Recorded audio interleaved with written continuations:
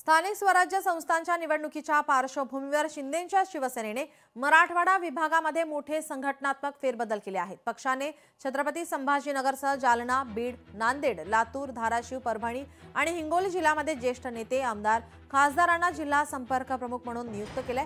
Vilas Parkar, Arjun Khotkar, TP Munde, Rajan Salvi, Siddharam Mhetre यांसह अनेक अनुभवी नेत्यांकडे जबाबदारी सोपवण्यात आली आहे।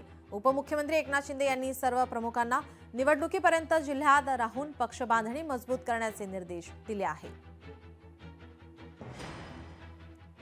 आपले प्रतिनिधी सचिन बडे आपल्यासोबत फोन लाईन वरून जोडले। सचिन, निवडणुकांसाठी अनुभवी नेत्यांचा या ठिकाणी वापर केला जातोय, संघटनात्मक फेरबदल या ठिकाणी आता मराठवाड्यामध्ये शिवसेनेकडून केला जातोय। आगामी निवडणुकीच्या पार्श्वभूमीवर म्हणजे स्थानिक स्वराज्य संस्थांमध्ये जास्तीत जास्त जागा निवडून आणण्यासाठी हा प्रयत्न जो आहे तो शिवसेनेचा आहे।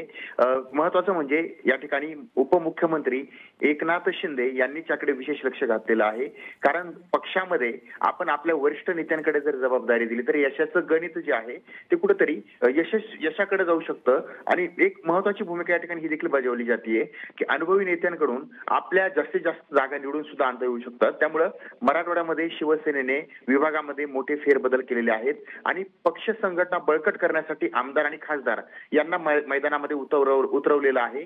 त्यामुळे या नेत्यांच्या माध्यमातून विजय गुलाल जो आहे तो आपलाच होईल हा विश्वास व्यक्त करत या ठिकाणी मोठी जबाबदारी या नेत्यांवर देण्यात आली आहे। त्यामुळे छत्रपती संभाजीनगर ग्रामीण, जालना, बीड, नांदेड, लातूर, धाराशिव, परभणी, हिंगोली या जिल्ह्यांमध्ये अनुभवी चेहऱ्यांवर ही जबाबदारी पाहायला मिळते। नीरव जी, धन्यवाद सचिन, आपण दिलेल्या सविस्तर माहितीसाठी।